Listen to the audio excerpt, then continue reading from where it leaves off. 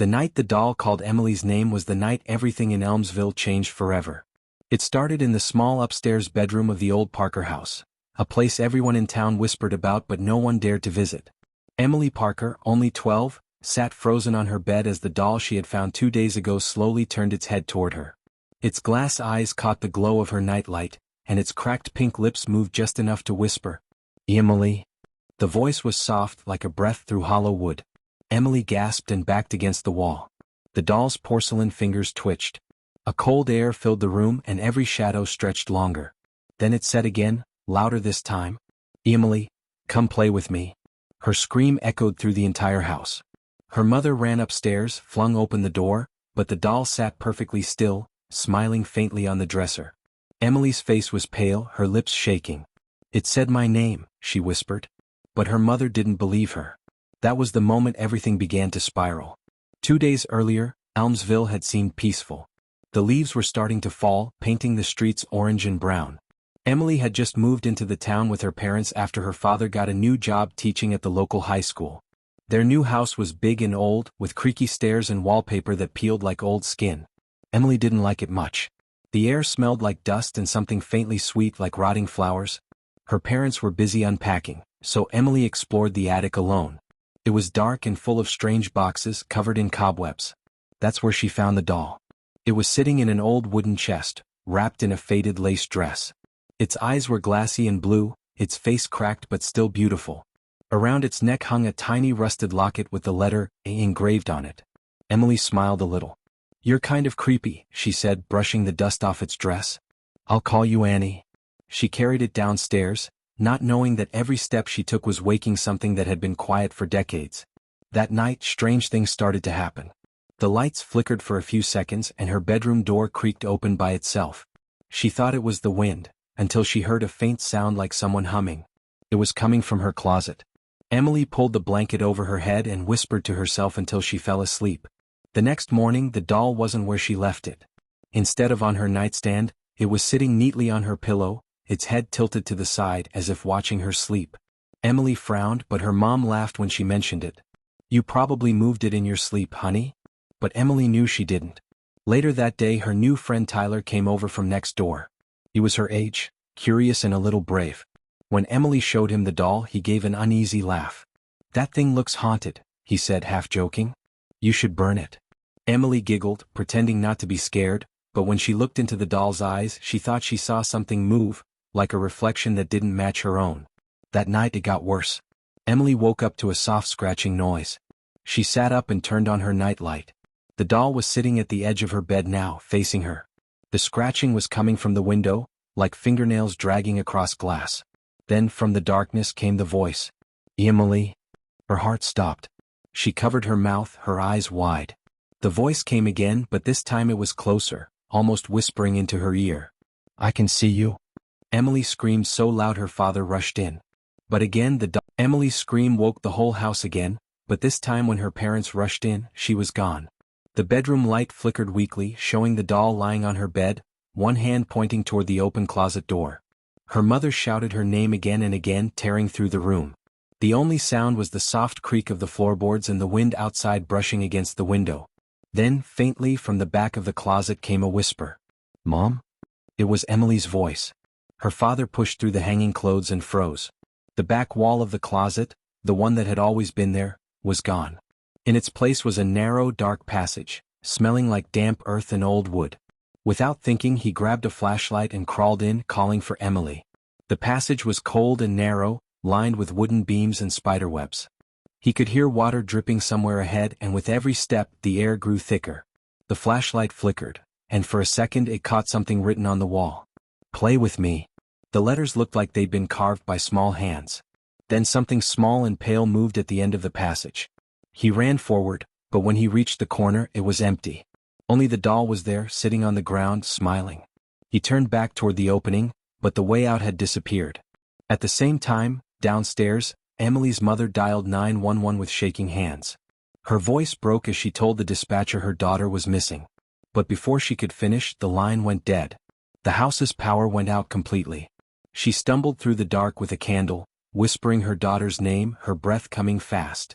In the faint orange glow, she saw something on the living room wall, a child's handprint drawn in soot. Then another appeared beside it, and another. The prints trailed across the wall, leading to the staircase. And at the top of the stairs stood Emily. Her skin looked pale, her eyes unfocused, her hair tangled. She was holding the doll by the arm. "Mommy," she said softly. "Annie wants to play." Her mother started crying with relief and ran to her, but Emily didn't move. Her lips twitched, and when she spoke again, her voice wasn't her own. It was the same whisper that had haunted the nights before. "She's mine now." The candle blew out on its own. The room fell into darkness. When the lights came back on a few minutes later, Emily stood alone, the doll gone, and she had no memory of what happened. The next morning, things in the Parker house got worse. Every mirror in the house cracked. The dog next door barked nonstop until it suddenly went silent. And when Emily's father finally crawled back out of the hidden passage in the closet, he looked pale and shaken. "I heard her voice," he whispered to his wife. "Not Emily's, the other one." He said he'd followed a sound that led him to a small wooden door deep underground. When he tried to open it, a child's laughter came from behind it, followed by scratching as if something was trying to get out. He had run back before it opened. Emily sat at the kitchen table, holding a bowl of cereal she wasn't eating. She hadn't spoken a word since morning. When her mom asked if she was okay, she just smiled and said, "Annie says we'll be together soon." Her mom froze. "Who's Annie?" "The doll," Emily said, still smiling. "She doesn't like when you don't listen." The lights flickered again, and the spoon in Emily's bowl started to rattle on its own. That night, Emily's parents decided to lock the doll in the attic. Her father wrapped it in a cloth. The scream that followed could be heard from every corner of the old Parker house. Emily's father burst into her room moments later, but when he flipped on the light, the little girl was gone, and so was the doll. Emily sat on the floor, trembling, her eyes fixed on the spot near the door where the girl had been standing. The words, "Let me in," were still scratched into the wooden floorboards. Her father grabbed her shoulders, shaking her gently. "Emily, what happened? What did you see?" But Emily couldn't speak. Her voice was gone, trapped somewhere between her fear and the cold that seemed to seep from the walls. Her mother wrapped her in a blanket, whispering, "It's okay, sweetheart. It's okay," though she didn't sound sure of it herself. The next morning, Emily refused to go back to school. She sat by the living room window all day, watching the gray sky and the leafless trees swaying outside. Tyler came by after lunch, holding 2 cups of hot chocolate. "I told my mom I was bringing your homework," he said quietly, "but I really came to check if you're okay." Emily looked up at him with tired eyes. "She looked like me," she whispered. "The girl from last night." She was holding the doll. Tyler frowned. "What do you mean she looked like you?" "She had my face," Emily said softly. "Only cracked, like porcelain." Tyler's smile faded. "Maybe she's trying to tell you something." Emily glanced toward the ceiling. "Then why does it feel like she wants to take my place?" That evening, Tyler and Emily decided to look for answers. They sneaked into the town library before closing time. The librarian, Mrs. Hargrove, was kind and let them search the old town records in the basement. Dusty boxes lined the shelves, filled with yellowed newspapers and photographs from the early 1900s. Tyler flipped through one stack and suddenly froze. "Emily, look at this." He held up an old newspaper article dated August 3, 1924. The headline read, "Local girl dies in fire, only her doll found unburned." The photo beneath it made Emily's stomach twist. The girl in the picture looked exactly like her. The same hair, the same round face, even the same small smile. In her hands was a doll wearing the same lace dress as Annie, the one from the attic. Emily read the name under the photo out loud. Annabelle Clarke, age 12. Tyler swallowed hard. "The locket had an on it, right?" Emily nodded slowly, her hands shaking. "Annabelle. Annie." The rest of the article told how the Clarke family lived in the same house the Parkers had just moved into. One night the house caught fire. Everyone escaped, except Annabelle. When the fire was put out, they found only her doll sitting by the window, completely untouched by. The morning sun rose over Elmsville, soft and golden, touching every rooftop, except one.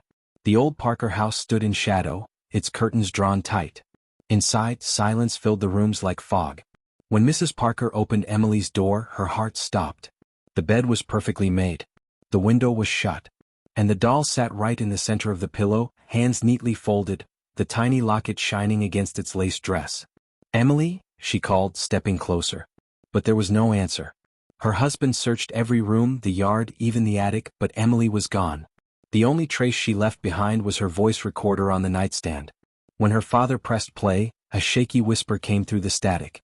"She's here. She looks like me. Don't open the locket." Then silence, followed by a faint, eerie giggle. Mrs. Parker dropped the recorder, covering her mouth. Tears filled her eyes.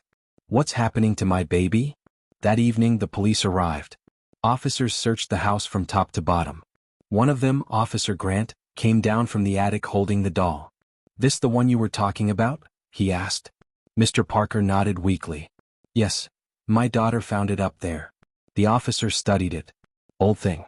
Looks handmade. Probably antique." He turned it over, inspecting the back. "There's a name carved into it." He read it out loud. "Annabelle Clarke." Mrs. Parker froze. "That's the girl who died here, in the fire." Before anyone could speak again, a loud crash came from Emily's room. Everyone rushed upstairs. The closet door was open, swinging slowly. The mirror above the desk had shattered into a spiderweb of cracks. And in the center of the floor, drawn with what looked like ash, were the words, "I am home." The next few nights, strange things began happening all across Elmsville. Children claimed they heard their names being whispered when they walked past the Parker house. Some swore they saw a girl in a white nightgown staring out from the attic window, even though the house was locked and empty. Tyler couldn't stay away. Guilt and fear tangled inside him. He had been the last person to see Emily alive. Late one night, flashlight in hand, he snuck into the house. The air inside felt thick, cold, heavy. Dust danced like tiny ghosts in the beam of his light.